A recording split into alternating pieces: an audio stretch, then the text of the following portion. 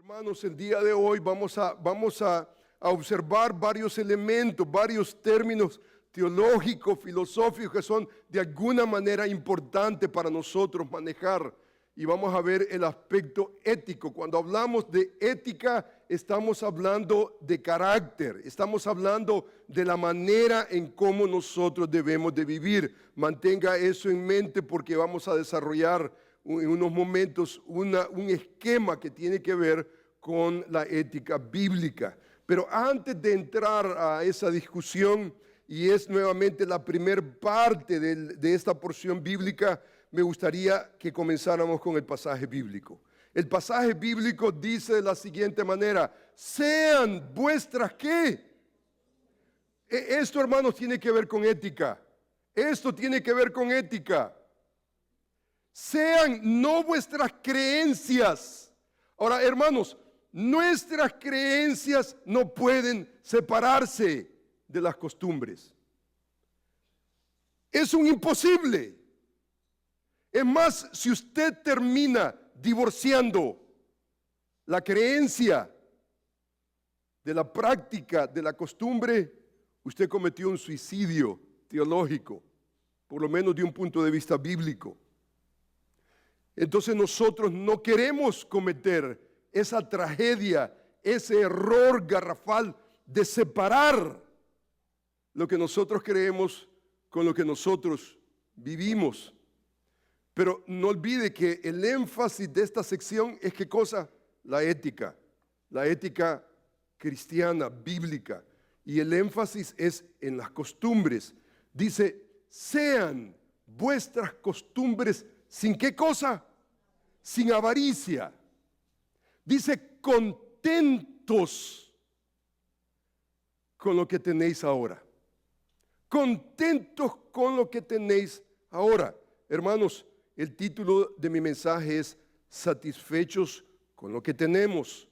Ahora, esa es la primera parte que vamos a tratar. ¿Por qué? Porque yo creo que ese es el alma del pasaje bíblico, aunque vamos a tratar otros aspectos que son externos de alguna manera al pasaje, pero importantes.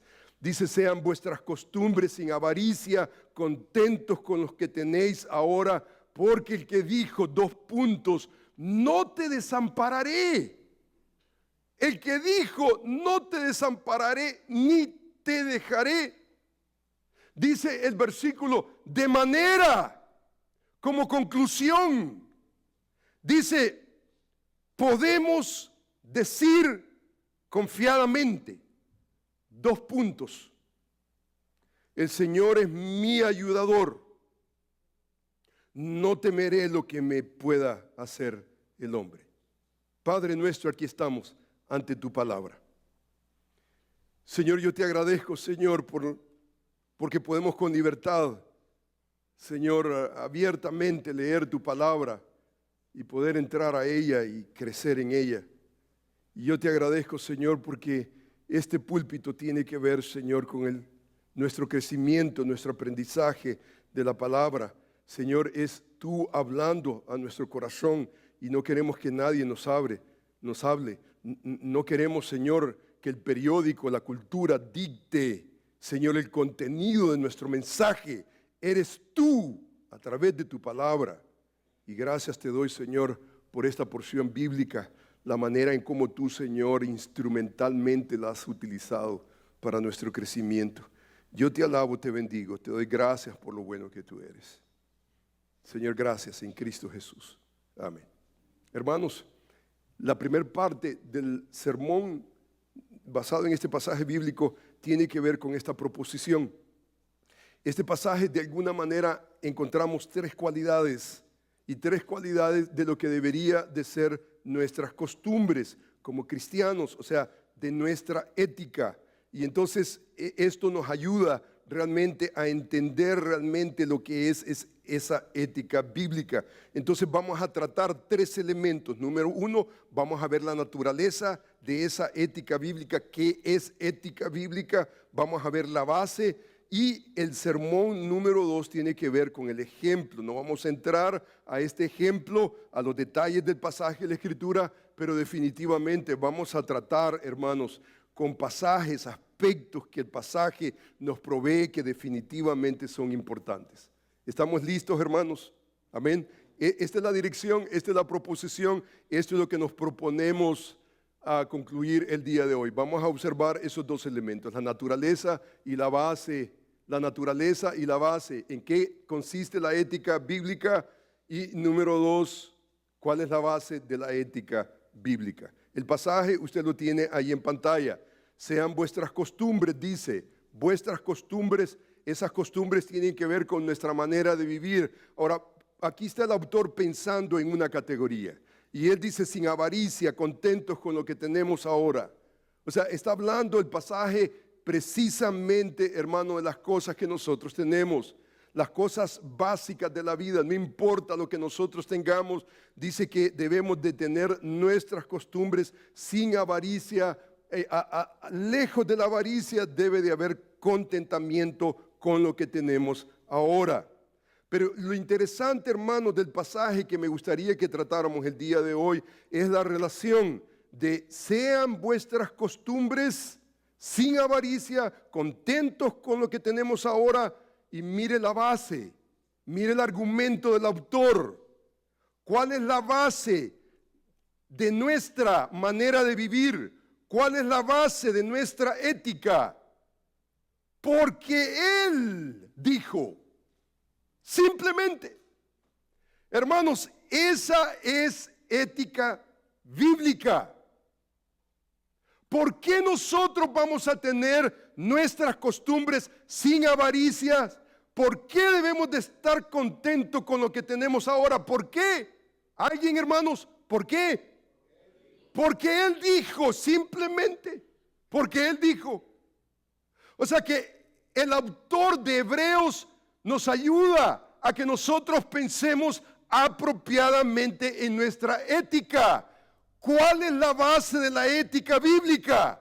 La realidad de que Dios Él es soberano, está en control del cielo y de la tierra, y Él ha hablado. Él ha hablado. Y Él ha hablado no para que nos hagamos los tontos, no para que le digamos, esposa, mira, ¿oíste eso? No. Dios nos habla para que le escuchemos, le obedezcamos, para que le proclamemos, para que nosotros cerremos un círculo, y el círculo es el círculo divino que vamos a observar en unos momentos. Pero el autor de Hebreos está pensando en esos términos. Él nos está proveyendo los argumentos necesarios que nos ayudan a nosotros a pensar en la vida cristiana, pensar en las costumbres. ¿Por qué deberían de ser nuestras costumbres de esta manera? Porque Dios lo dijo. Ahora, es interesante que si usted ve el pasaje de la Escritura, si usted observa, yo estoy subrayando, por ejemplo, el versículo porque Él dijo. Si usted se da cuenta, estoy subrayando, no te desampararé ni te dejaré. Más adelante dice, de manera que podemos decir confiadamente, el Señor es mi ayudador, no temeré lo que me ha de ser el hombre. Entonces, lo que está haciendo el autor es citando Deuteronomio capítulo 31, Josué capítulo 1, más adelante está citando el libro de los Salmos 118, versículo 6. Él está citando, en otras palabras, cómo está pensando el autor. El autor está pensando en estos términos. Sean vuestras costumbres sin avaricia, contentos con lo que tenéis ahora. Base, razonamiento, Él dijo. Y hermanos, Él no lo dijo a través de un sueño. No. Él lo dijo a través del libro. A través del libro. Está citando el Antiguo Testamento para que nosotros como lectores no tengamos que inventar. Y que pensemos una visión. Dios me dijo, no, no necesitamos. Lo que necesitamos es meter nuestra nariz en el libro.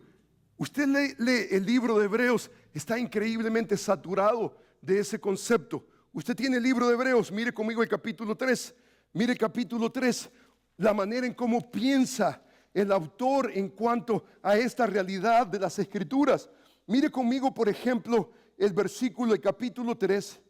En el capítulo 3, el capítulo 4 está plasmado, está citando el Antiguo Testamento, las Escrituras. Y mire lo que dice, por ejemplo, en el versículo, mire lo que dice en el capítulo, por ejemplo, 3, el versículo 7, por lo cual, como dice, ¿qué cosa? El Espíritu Santo.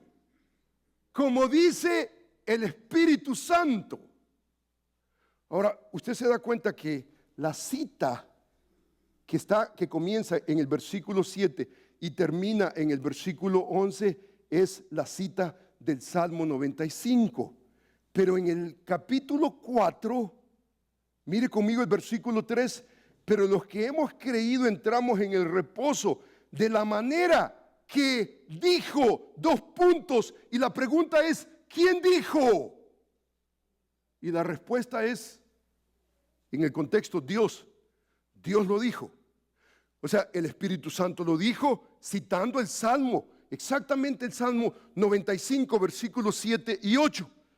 En el capítulo 4 está citando también el mismo pasaje de la Escritura, pero en esta ocasión no es el Espíritu Santo hablando, sino que es Dios hablando. Pero mire conmigo en el versículo, por ejemplo, 7 del capítulo 4. Mire, otra vez dice, determina un día, hoy, diciendo, después de tanto tiempo, por medio de David, como dijo. O sea, ¿en qué está pensando el autor del libro de Hebreos?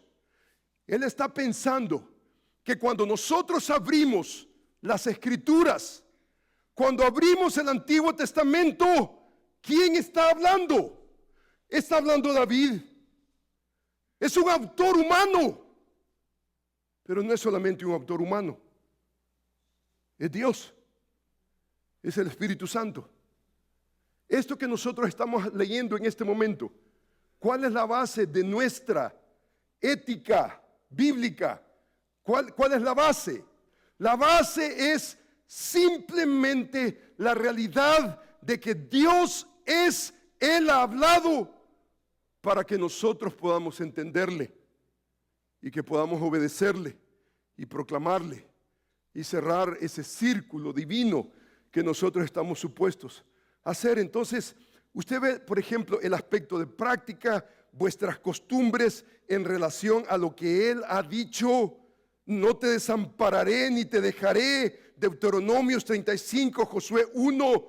O sea que cuando hablamos nosotros de que Dios habla a través del libro de Dios, Antiguo y Nuevo Testamento. Está tratando con el Salmo 118, o sea que el autor cita las promesas del Antiguo Testamento que Dios dio no solamente a través de individuos, David, pero también Moisés, en este caso Deuteronomios, Josué, más adelante el libro de los Salmos, la está aplicando al pueblo de Dios hoy en día. Y cuando usted ve las promesas, hermanos, usted se da cuenta que son las promesas que están vinculadas. Salmo, por ejemplo, 118 está vinculado con la persona de Jesús. Es un salmo que se llama mesiánico. Es un salmo cristológico que no se cumple sino solamente en la persona de Jesús. Y entonces, ¿qué es lo que está haciendo el autor? El autor está trayendo el Antiguo Testamento y les está diciendo, mira, ¿por qué nuestras costumbres deben de ser sin avaricia, contento con lo que tenemos hoy? Porque Dios lo dijo. Dios lo dijo. Y entonces, hermanos, vamos a comenzar a definir lo que es ética. Y hermanos, yo quiero ayudarles a ustedes a pensar bíblicamente, porque necesitamos nosotros aprender a pensar bíblicamente. Aquí no se trata de emocionalismo, aquí se trata, hermanos, de exponernos a la palabra y tratar la manera de no solamente entender la palabra, pero de alguna manera, hermanos, salir de acá equipados para pensar bíblicamente. Entonces comencemos, hermanos, a observar 5 elementos que definen nuestra ética bíblica. Número 1, hermanos, número 1, la ética bíblica se basa en Dios y en lo que Él ha revelado en su palabra. Lo estamos viendo. Si usted se da cuenta, sean vuestras costumbres sin avaricia. ¿Por qué? La base es porque Él lo ha dicho. Simplemente, o sea que la ética bíblica descansa en el hecho que Dios es y Él no está mudo, sino que Él ha hablado. Él ha hablado. Y hermanos, si nosotros queremos escuchar la voz de Dios, es imposible que nosotros lo hagamos sin el libro abierto. Y ese es, hermano, el orden escritural. O sea que la ética bíblica reclama la siguiente convicción que la describe, por ejemplo, Ekman. Él es un eticista cristiano, bíblico, reformador, que él dice, por ejemplo, lo siguiente, muy interesante lo que él dice. La convicción profunda arraigada del cristiano es la proposición de que Dios existe y se ha revelado. Punto. O sea, la convicción profundamente arraigada del cristiano es la proposición de que Dios existe y se ha revelado. Hermano, el cristiano bíblico tiene esa profunda convicción. Dios es y Él ha hablado. El inconverso no tiene nada que ver ni con Dios ni con su revelación. El inconverso no se pregunta, por ejemplo, ¿y qué tiene que ver Dios con esta situación? Este trama, esta encrucijada en que yo... No, el cristiano no solamente se pregunta, Señor, ¿qué es lo que tú estás haciendo con esta situación complicada? Pero ¿qué dice tu palabra en cuanto a esta situación complicada? Entonces ese es nuestro fundamento profundo. Y entonces él continúa diciendo, Ekman continúa diciendo, esa revelación es verbal y proporcional. En otras palabras, la encontramos en las Escrituras.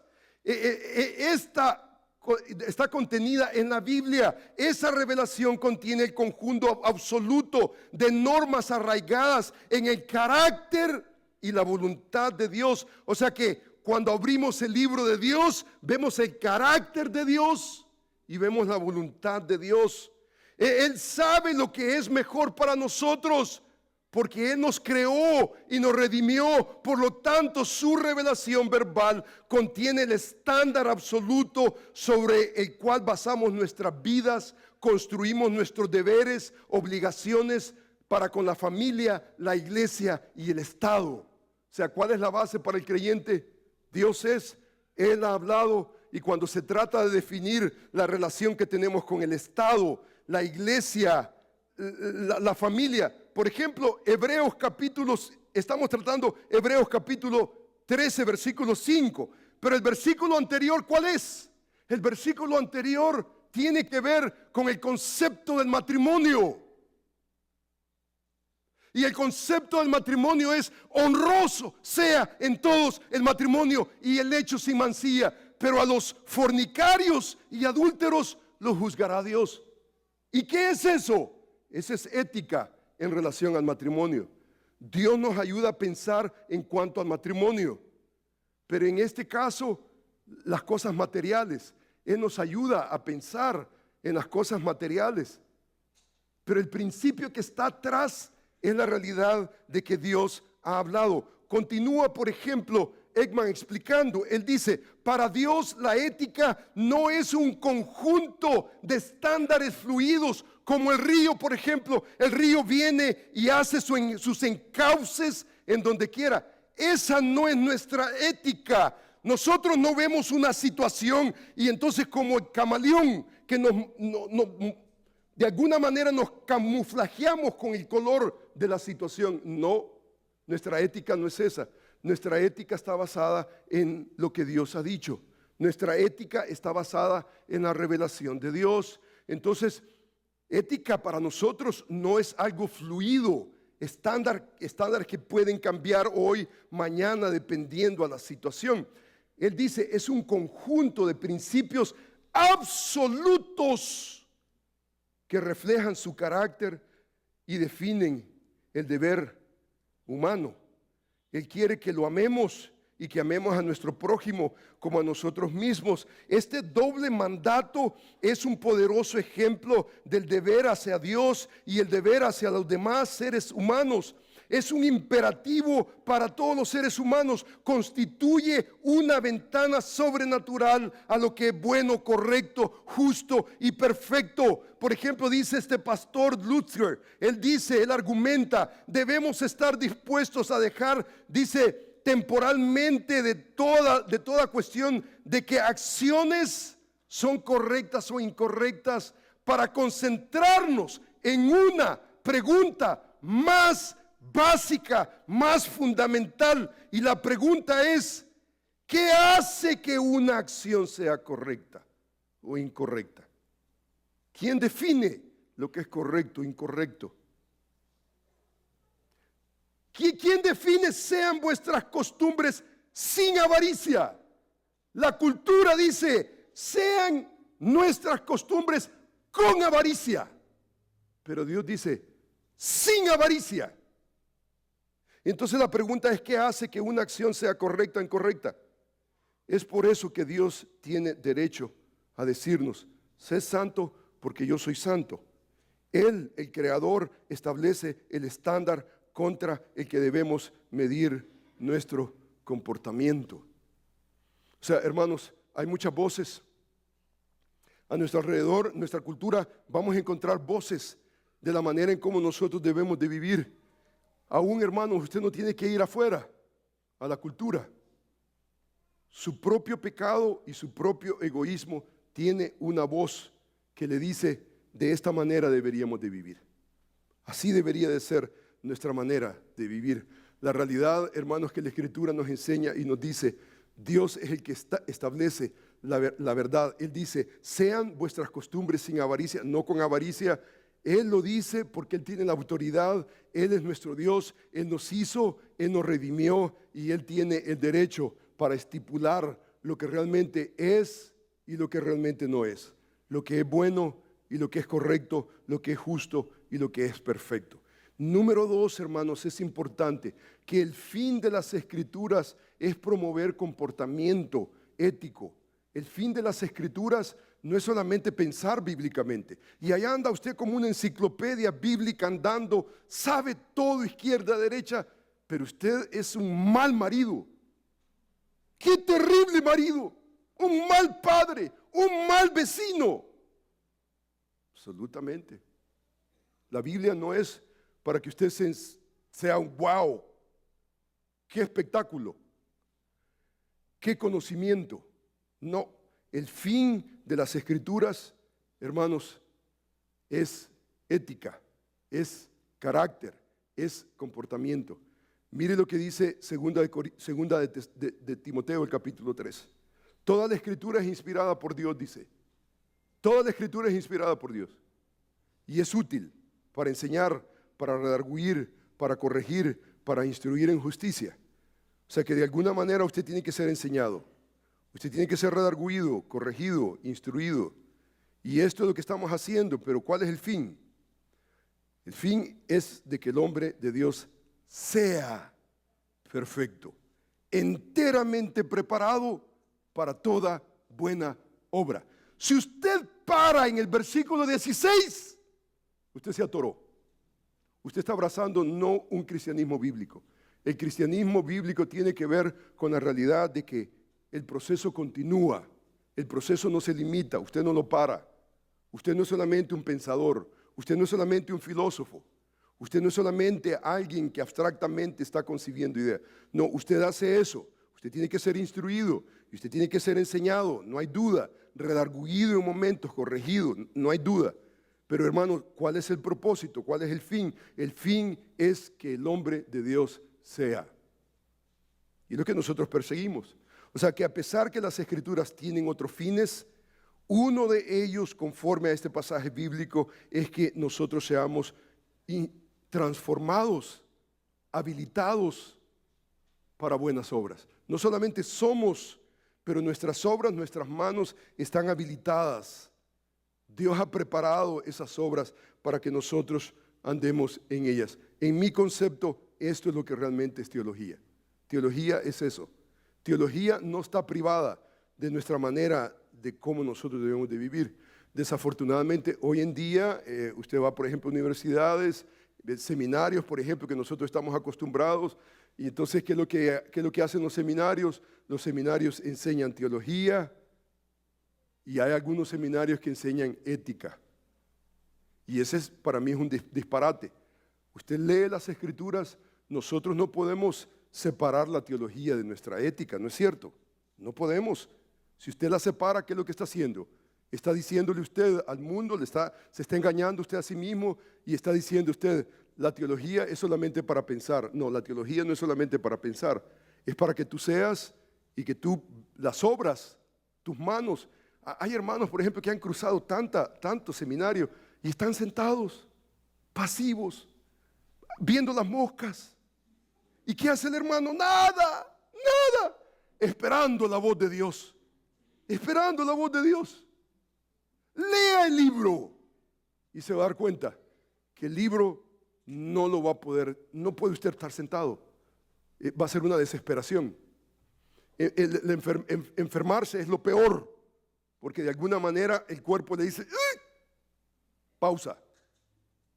Y es terrible. Pero nuestra teología tiene como fin el que nosotros seamos perfectos, enteramente preparados para toda buena obra. Número 3, usted se da cuenta que los discípulos del Señor Jesús son gente que tienen los mandamientos de Jesús y muestran el amor a Jesús, haciendo ¿qué? Obedeciendo los mandamientos de Jesús, ¿no es cierto? Y esa es nuestra ética. Mire, por ejemplo, Juan capítulo 14, versículo 21 dice, el que tiene mis mandamientos y los guarda, ese es el que me ama. Ese es el que me ama. Entonces, ¿qué hace un discípulo del Señor Jesús? ¿Qué es lo que hace? Señor, tú hablas y yo no me vuelvo el torpe, el tonto. No. Si tu palabra me enseña, maridos, amad a vuestras mujeres, tratadlas con sabiduría, y yo las trato con aspereza, entonces eso no va con el Señor. Eso no va con el Señor. O sea, ¿cómo el discípulo expresa el amor por Dios, el amor por Cristo? Dice la Escritura, el que los guarda, ese es el que me ama. Y el que me ama será amado por mi Padre, y yo le amaré y me manifestaré a él. Y yo creo, hermano, que esa manifestación no viene para los desobedientes. Los que terminan en el proceso y dicen conocimiento. Por ejemplo, a mí me preguntan estudiantes, por ejemplo, terminan una maestría, terminan 2 maestrías, quieren continuar otra maestría. Y maestría, ¡jamás! Mira, ve, digiere. En una vida, invierte 3, 5 años de tu vida tratando la manera de entender cómo esto que yo he aprendido, cómo luce en el diario vivir, cómo luce con mi esposa, cómo luce con mis hijos, cómo luce en la iglesia, cómo luce. Invierte antes de entrar a tu doctorado, antes que yo no estoy en contra de doctorado, no estoy en contra de academia, 0. Yo creo que es bueno, tiene su lugar, pero puede ser terriblemente perjudicial para un creyente que anda nuevamente con una cabeza así, pero con un corazón enfermo y crooked. Sus manos no están habilitadas. Sus manos están atrofiadas por la pasivez que ha abrazado. Dice, por ejemplo, la Escritura en el libro de Efesios, dice que somos hechura suya, creados en Cristo Jesús para buenas obras, no por buenas obras, sino para buenas obras, las cuales Dios preparó de antemano para que anduviésemos en ella y nosotros no andamos en ella. Esa es desobediencia. En otras palabras, hermanos, si somos discípulos de Jesús, hemos sido creados para buenas obras, entonces debemos nosotros de estudiar teología o ética bíblica para saber qué obras son buenas y cuáles son malas, para que al final, hermanos, nosotros terminemos agradando a nuestro Dios. Rápidamente, número 4, hermanos, en cierto sentido, Toda la Biblia es ética. De alguna manera, en todo sentido, todo lo que nosotros estudiamos en las Escrituras es ético. O sea que las proposiciones doctrinales, por ejemplo, que encontramos en las Escrituras, deben de creerse y también deben de vivirse, ¿no es cierto? Esto es ética.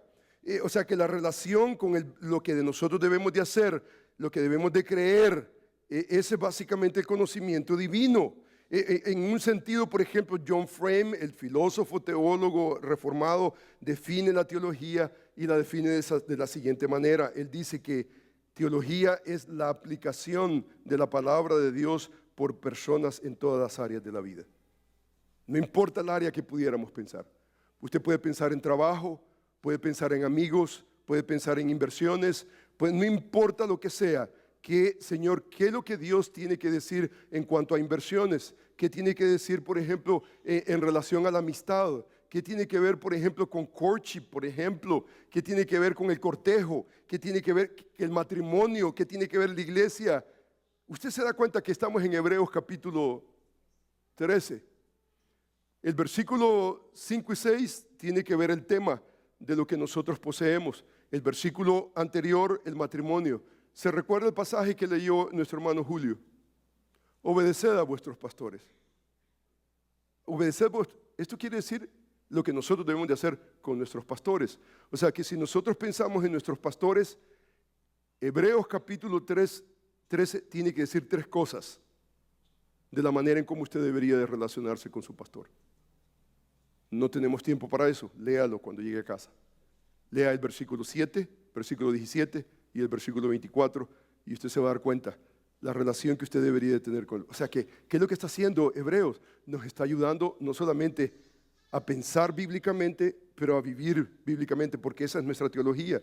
Nuestra teología tiene que ver con esa realidad. Frame argumenta, por ejemplo, que nadie ha entendido la Biblia sino hasta que ha comprendido su elemento ético, sabiendo que toda la teología está dirigida a un pueblo para ayudarles no solamente a pensar, pero también a vivir bíblicamente, y todo esto para la gloria de Dios. Así que toda teología implica una ética. Algo necesitamos nosotros hacer. Número 5, hermanos, la ética bíblica conlleva nuestro testimonio ante el mundo. Vivimos, hermanos, en un mundo, y hermanos, si usted se da cuenta lo que está a nuestro alrededor, vivimos en un mundo con muchos desafíos éticos. Por ejemplo, hay guerras, hay medio ambiente, hay aborto, hay eutanasia, hay gobierno, hay tantas cosas. Y yo creo que nosotros deberíamos no solamente tener una palabra, pero nosotros deberíamos de tener un testimonio. Las Escrituras nos informan sobre la ética y nosotros como creyentes tenemos una amplia oportunidad para poder desarrollar conversaciones y tener una voz tal vez diferente a nuestra cultura. La gente tal vez no va a estar interesada en nuestras discusiones filosóficas, teológicas, ni tampoco que se les predique el Evangelio. Sin embargo, ellos van a estar abiertos a asuntos que tienen que ver con nuestra ética. Número 1, hay un hombre realmente que refleja el amor de Dios. Hay un hombre. El día de ayer, por ejemplo, terminamos de cenar, salí afuera. Mi esposa había preparado un plato para el vecino con limones, pero limones jugosos de nuestro árbol, grandes limones. Y le llamo yo a JP, are you home? Y salió el hermano y entonces le di, y estaba pero encantado por los limones. Me dice el hermano JP, los limones son agrios, pero tan dulces. Y comienza a hablarme de la relación que nosotros tenemos con mi vecino. Tal vez, hermanos, el vecino no va a estar interesado en nuestros argumentos teológicos, filosóficos, argumentacionales. Tal vez no, pero hermanos, nosotros de alguna manera vamos a abrir una puerta. Y vamos a abrir una puerta a nuestra realidad. Esto puede ser una oportunidad apologética para nosotros, evangelística, para presentar en maneras coherentes lo que Dios tiene que decir en cuanto a todo, no importa lo que sea. Esto, hermanos, de alguna manera nos hace más humanos, nos hace más condescendientes. Esto de alguna manera hace a la hermana, por ejemplo, con la hermana que no tiene sentido, ser más condescendiente y más amorosa. Y eso tiene que ver con el padre que escucha a la hija, al hijo, y no tiene sentido. Pero esto de alguna manera abre la puerta con paciencia para que nosotros podamos tener otras aperturas y tengamos otras plataformas para poder hablar de lo que realmente conviene. La Escritura nos enseña y nos dice: santificad a Dios el Señor en vuestros corazones. Estar preparados, dice, lo primero que tenemos que hacer, esta es apologética, santificar al Señor en nuestros corazones. Y debemos de estar preparados para presentar defensa, pero debemos de hacerlo con mansedumbre, reverencia, ante todo el que demande razón de la esperanza que hay en nosotros. O sea que, en otras palabras, apologética no es solamente argumentación. La argumentación es un asunto mental, pero santificar al Señor en nuestros corazones es un asunto espiritual.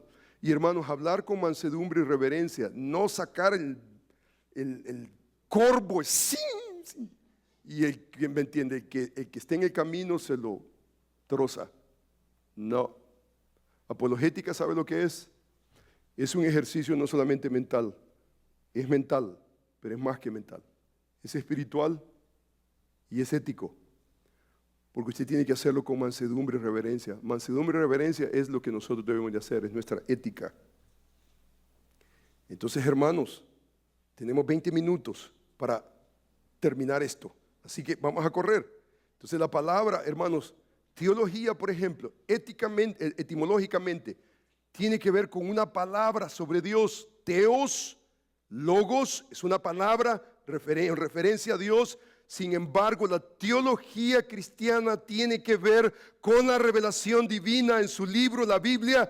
Por ejemplo, MacArthur, Mayhew, ellos citan a Wells, por ejemplo, y ellos observan que Dios es el origen de todo, porque todas las cosas proceden de Él. Dios es el sustentador, porque Él sustenta todas las cosas. Al final, Dios es la meta de todo, porque todo debe de regresar a Él. Ellos dicen, por ejemplo, que este es el círculo de la eternidad. Fuera de Dios, a través de Dios, y regresamos a Dios. ¿Y qué hacemos nosotros? Cerramos el círculo. Dios habló y nosotros venimos y le damos gloria a Dios. Hermanos, este es el escenario teológico. Dios es, Dios ha hablado. Lo que Dios ha hablado se ha escrito en un libro, y lo que se ha escrito es para que usted, para que usted aprenda, que usted entienda, que usted obedezca y que usted le proclame. Y esto trae gloria al Señor. Entonces, ¿qué es lo que usted hace? Cerrar el círculo. Usted no sale del círculo. Salir del círculo es pecaminoso. Usted continúa el proceso. Usted continúa siendo obediente al Señor, buscando la manera en cómo glorificar al Señor. Entonces, si usted se da cuenta, teología cristiana es el estudio de Dios, y específicamente el estudio de la revelación propia de Dios con propósitos redentores y gloriosos. No es una teología basada en la razón, aunque la razón, hermanos, la utilizamos, sino que es la ciencia que trata de la revelación de Dios en su palabra. ¿Y qué es lo que produce esa revelación en mi mente, en mi corazón? Produce una vida santa para la gloria de Dios. En otras palabras, hermanos, así como el astrónomo, por ejemplo, trata con los cuerpos celestes, el geólogo con las rocas. ¿Sabe lo que hace un teólogo cristiano bíblico? Él trata con la revelación de Dios. Él abre el libro de Dios. Ella, la mujer, abre el libro de Dios para beneficio personal, el de otros y para la gloria de Dios. Hermanos, estoy usando la palabra teólogo cristiano para referirme a usted y a mí. No estoy usando la palabra teólogo para alguien que está apartado en su ivory tower allá. No, estamos hablando de los cristianos. Nosotros como cristianos somos teólogos. ¿Sabe cuál es nuestro desafío? ¿Sabe cuál es la pregunta? ¿O somos buenos teólogos o malos teólogos? El mal teólogo ignora el libro de Dios y a Dios. El buen teólogo busca la manera en cómo entender a Dios para vivir como conviene delante del Señor. Dice, por ejemplo, este profesor de teología, él habla, por ejemplo, de la ética cristiana y él dice, como una reflexión disciplinada sobre la conducta moral y el carácter.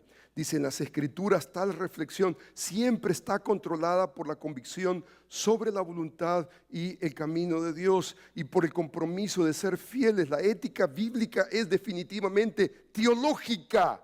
Definitivamente teológica. Separar la ética bíblica de las convicciones acerca de Dios que la rodean, la sostienen, es distorsionarla completamente. La unidad fundamental de la ética bíblica es simplemente esta: hay un Dios y Él ha hablado a través de las Escrituras. ¿Qué es lo que hace el pueblo? Obedecer. Por ejemplo, este es otro eticista cristiano bíblico muy acertado. Él dice, por ejemplo, ¿qué metas debemos seguir en la vida? ¿Qué clase de personas debemos de ser? ¿Qué prácticas debemos de seguir? Estas son las grandes preguntas que la disciplina de la ética busca responder. Las preguntas implican que la conducta humana está sujeta a una triple evaluación. Hay una triple evaluación. Hay un fin, hay un motivo y hay un medio. Esto es lo que usted observa. Hay un fin. ¿Cuál es el fin? ¿Qué es lo que quiero lograr con lo que estoy haciendo? ¿Cuál es mi motivo? ¿Qué es lo que me mueve? ¿Y cuál es el medio? Y entonces, hermanos, la ética cristiana tiene que ver, hermanos, con el fin que debería de ser la gloria de Dios. Debe ser el motivo que es el amor de Dios. Y el medio, hermano, debe de ser la revelación divina de Dios. Y hermanos, esto es ética bíblica.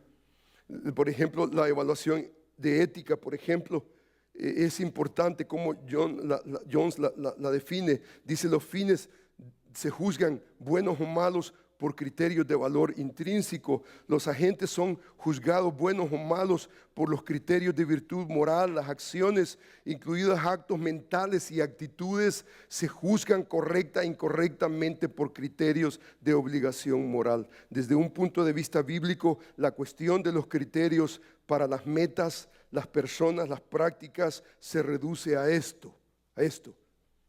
¿Qué nos está llamando Dios a hacer y hacer? ¿Qué es lo que Dios nos está llamando a hacer y a hacer?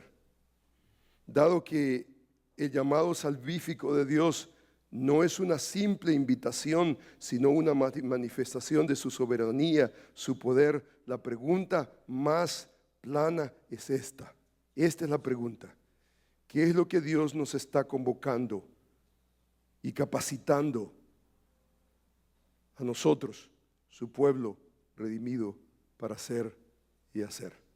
Esa es ética bíblica, esa es teología bíblica. Frame, por ejemplo, comenta sobre la relación entre la teología y la ética.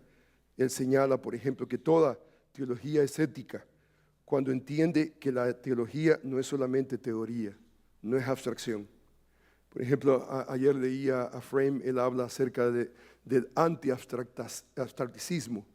Increíble concepto.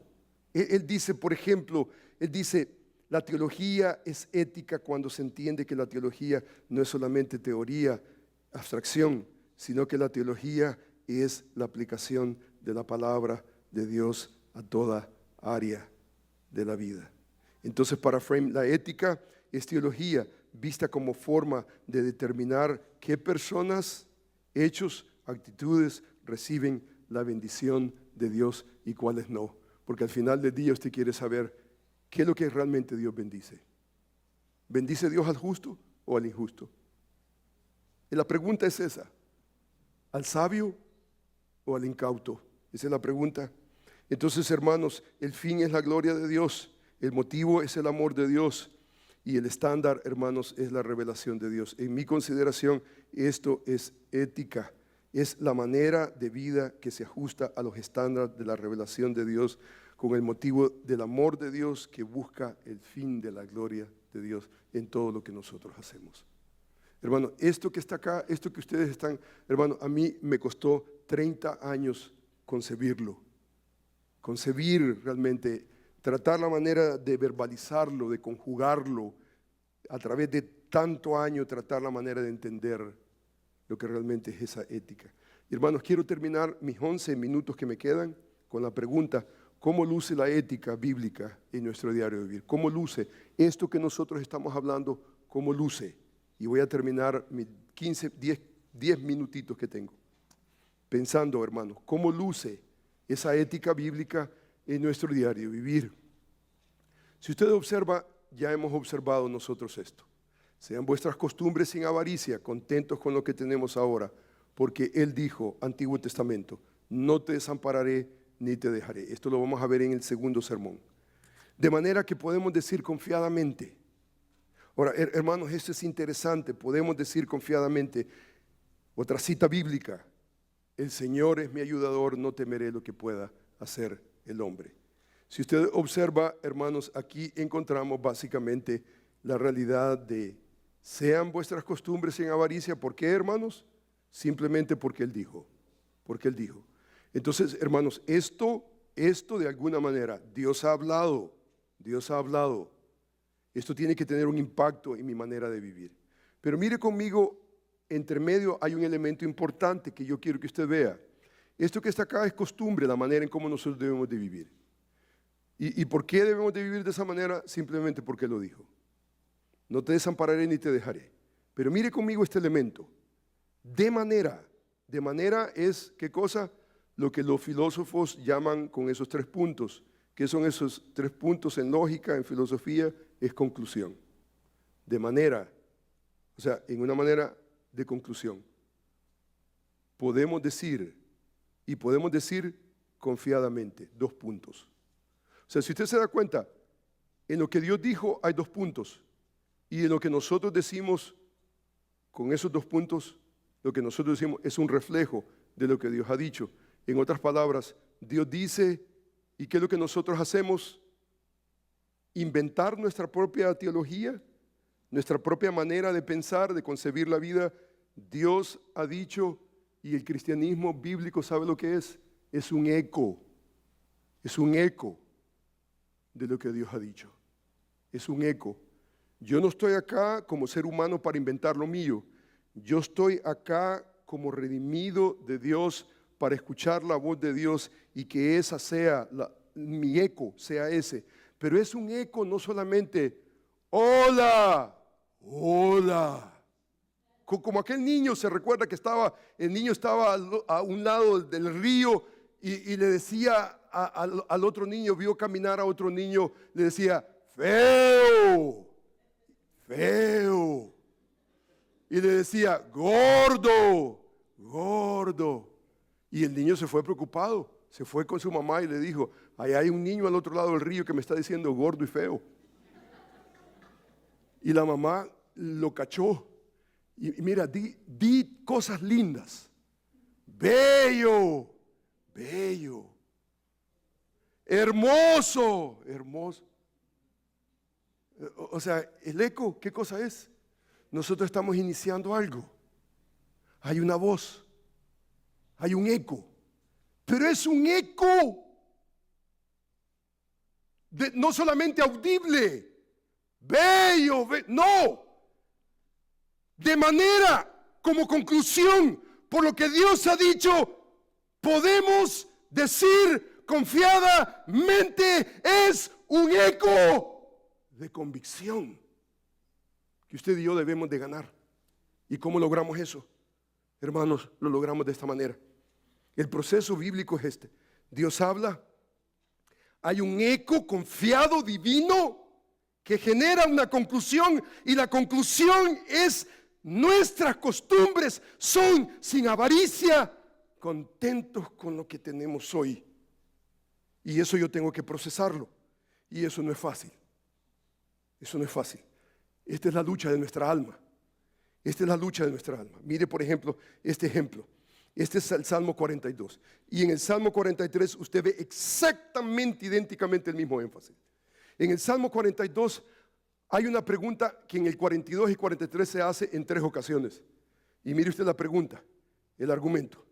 Como el siervo brama por las corrientes de las aguas, así claman por ti, oh Dios mío, el alma mía. O sea que el alma mía dice, tiene sed de Dios, del Dios vivo. ¿Cuándo vendré y me presentaré delante de Dios? O sea que hay hambre de Dios, ¿no es cierto?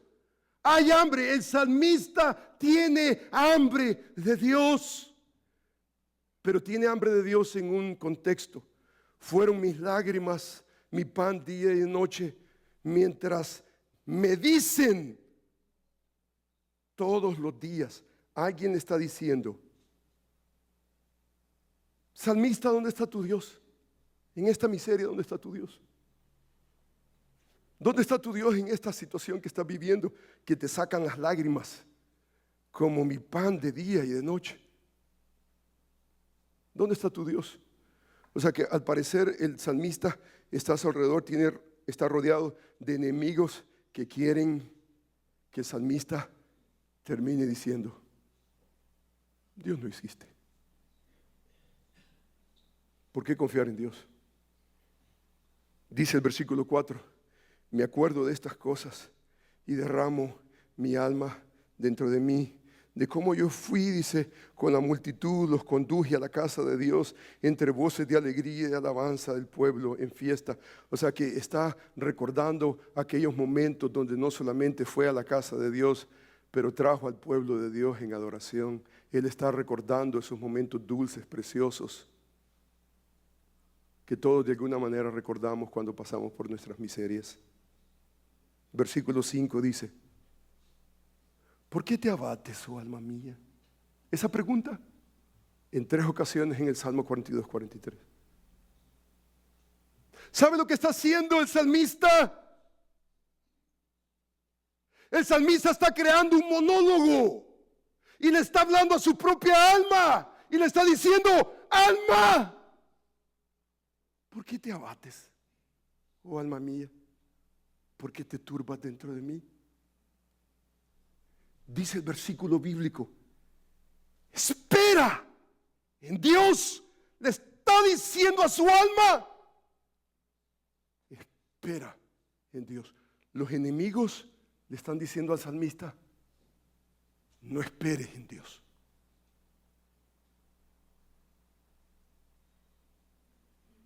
Y nosotros tenemos enemigos. Nosotros tenemos enemigos alrededor.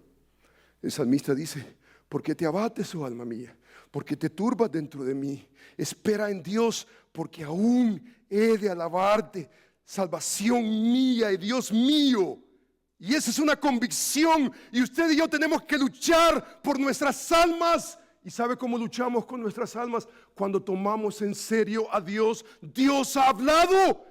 Él es nuestro creador, nuestro redentor, y Él sabe lo mejor para usted y para mí. Él sabe lo mejor para nuestro matrimonio. En momentos usted tiene que tragarse su orgullo y decir, yo no puedo continuar con este juego. Yo necesito tener conciencia de Dios.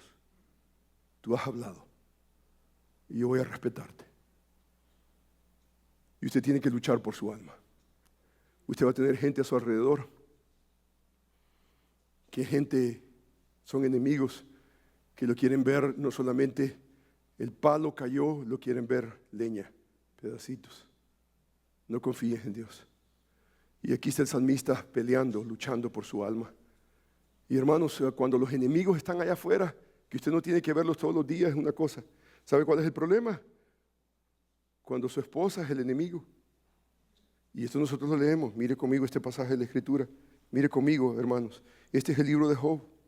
Dice que salió Satanás de la presencia de Jehová y hirió a Job con una zarza maligna desde la planta del pie hasta la coronilla, y tomando Job un tiesto para rascarse con él, y dice, estaba sentado en medio de ceniza. Entonces le dijo su mujer, aún retienes tu integridad, maldice a Dios y muérete.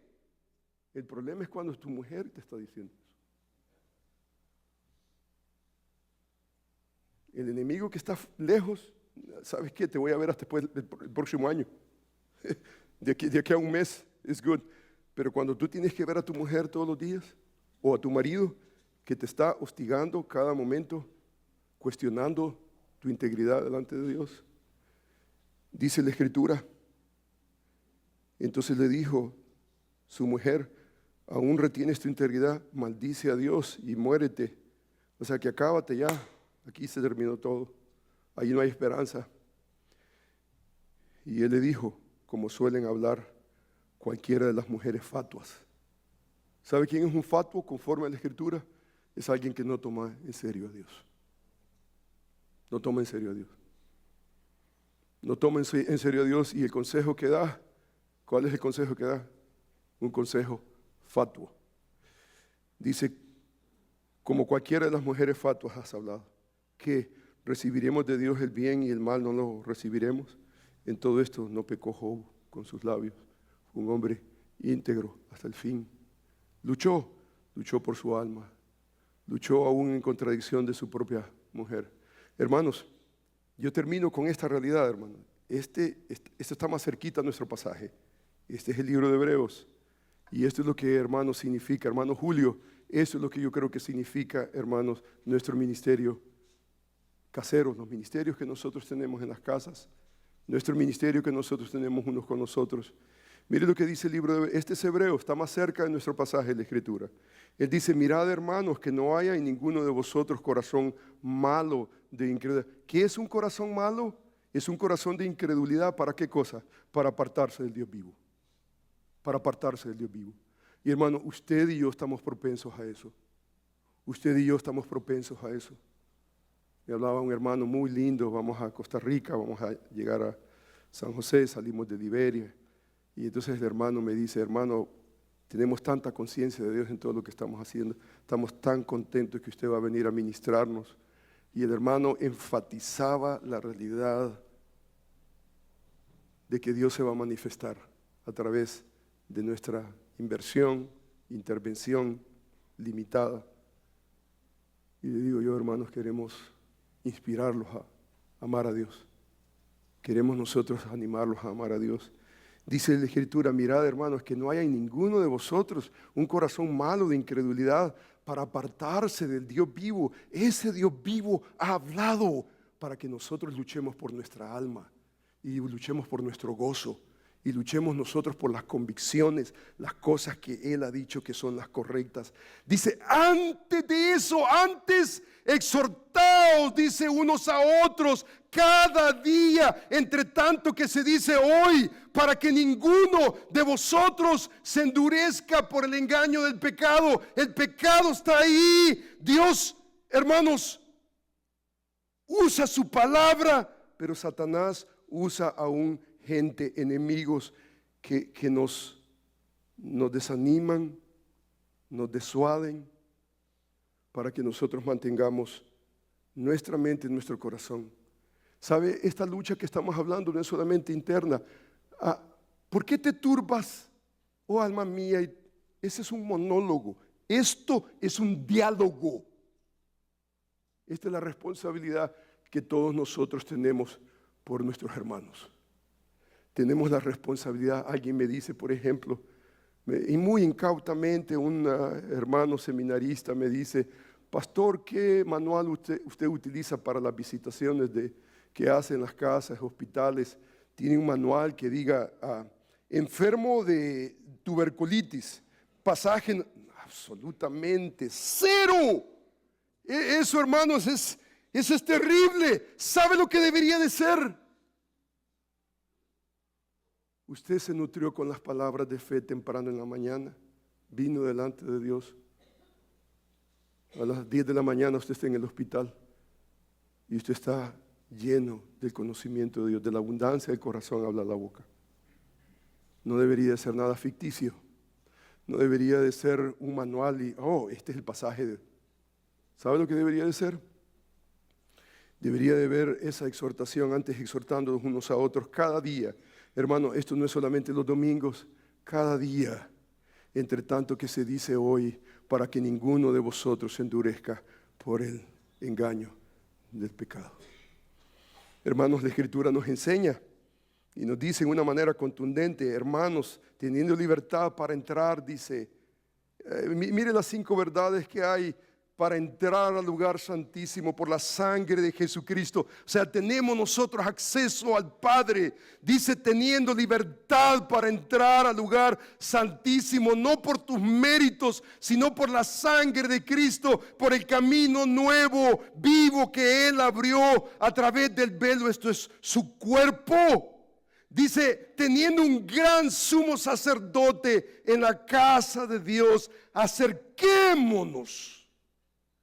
Dice, con corazón sincero, en plena certidumbre de fe, purificando los corazones de mala conciencia, lavados los cuerpos con agua pura. Número 1, busquemos a Dios en oración con un corazón sincero, plena certidumbre, en arrepentimiento. Número 2, dice, manteniendo firme nuestra profesión de Dios. Dice, manteniendo firme sin fluctuar la profesión de nuestra esperanza, porque fiel es el que prometió. Él habló, Él prometió. Y yo voy a estar arraigados. ¿Sabe quiénes son mis buenos amigos? No los que andan en fiesta y andan en todo, sino es el que me ayuda a luchar por mi alma delante de Dios y creer a Dios. Dice la Escritura, consideremos unos a otros para estimularnos al amor, a las buenas obras, no dejando de congregaros, como algunos tienen por costumbre. Hermanos que me escuchan, bereanos que me escuchan, en momentos, hermanos, nosotros tenemos la oportunidad, el privilegio. Nosotros como pastores de esta generación tenemos responsabilidad por la siguiente generación y damos oportunidades a hermanos que vengan y que ellos practiquen y que ellos puedan crecer en el púlpito, en la enseñanza. Por ejemplo, la semana pasada escuché un testimonio tan pero derogativo, tan triste que no debería de ser. Si usted tiene esa actitud, váyase a otro lugar, vaya a otra iglesia. Y Berea no es para usted. Pero por ejemplo, una hermana se paró, dijo, ¿y por qué no predica el pastor? ¿Por qué no predica el tal hermano? ¿Por qué no predica el otro hermano? ¿Sabe, hermano? Eso es triste. Hermano, si usted escuchó el sermón del domingo pasado, hermano, si usted escuchó el sermón del domingo pasado por boca de nuestro hermano Roberto Cora, fue una bendición tan linda. Ha provocado en mi esposa y en mí una gratitud increíble, preciosa. Es tema de conversación. El pastor no tiene que estar aquí todos los domingos, pero ¿sabe lo que nos aseguramos? Sea el hermano Ever, por ejemplo, el hermano Arturito predicó el viernes pasado. Pues, qué bendición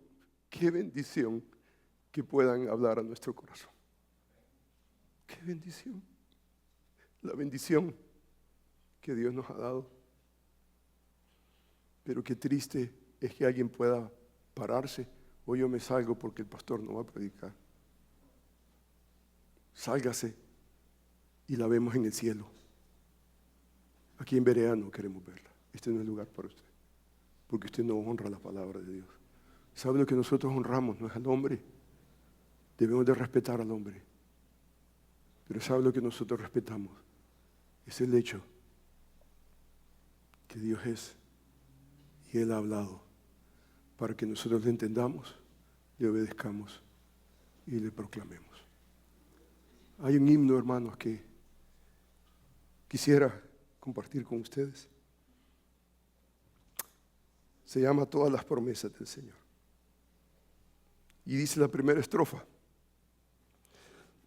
todas las promesas del Señor son apoyo poderoso de mi fe. Mientras luche aquí buscando yo su luz, siempre en sus promesas confiaré. Dice la estrofa número 2, todas sus promesas para el hombre fiel, el Señor en sus bondades cumplirá, y confiando sé que para siempre en Él paz eterna mi alma gozará. Tercera estrofa, todas las promesas del Señor serán gozo y fuerza en nuestra vida terrenal.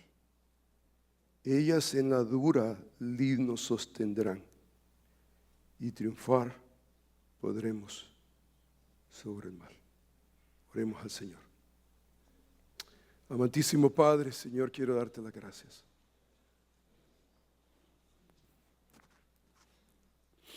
No hemos entrado al contenido directamente del pasaje.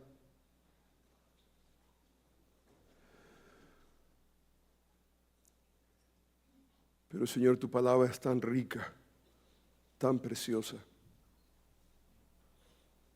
Gracias por lo que tú eres. Gracias por tu fidelidad. Gracias porque todas las promesas del Señor Jesús son apoyo poderoso de mi fe.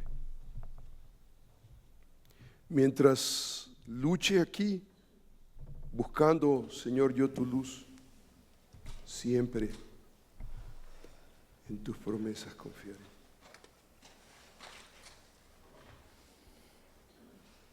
Grandes, fieles las promesas del Señor Jesús.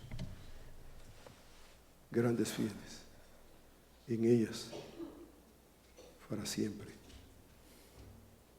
confiaré. Señor, alabamos tu nombre. Te bendecimos, Señor, por lo bueno que tú eres. Gracias porque, Señor, podemos venir delante de tu presencia y darte gracias, Señor, por lo lindo que tú eres. Gracias porque has bendecido este púlpito. Yo te agradezco, Señor, por hermanos que ya están predicando en este púlpito. Señor, enséñanos a todos nosotros a apreciarlos, a amarlos, no por lo que ellos son, sino por lo que ellos hacen para tu pueblo. Toman en serio tu palabra. Señor, yo quiero agradecerte por mi hermano Lucas, mi hermano Julio. Yo quiero agradecerte muchísimo, Señor, por mi hermano Roberto, por mi hermano Ever. Señor, gracias por nuestro hermano Iván, nuestro hermano Servín, tantos otros hermanos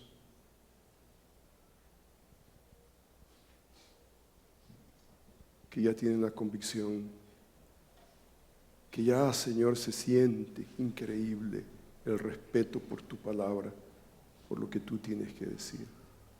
Yo te alabo, Señor, por lo lindo que tú eres, porque nos has dado, Señor, hombres no solamente con el deseo, Señor, de abrir tu libro, pero abrir también sus corazones delante de ti y suplicar, Señor. Somos ovejas.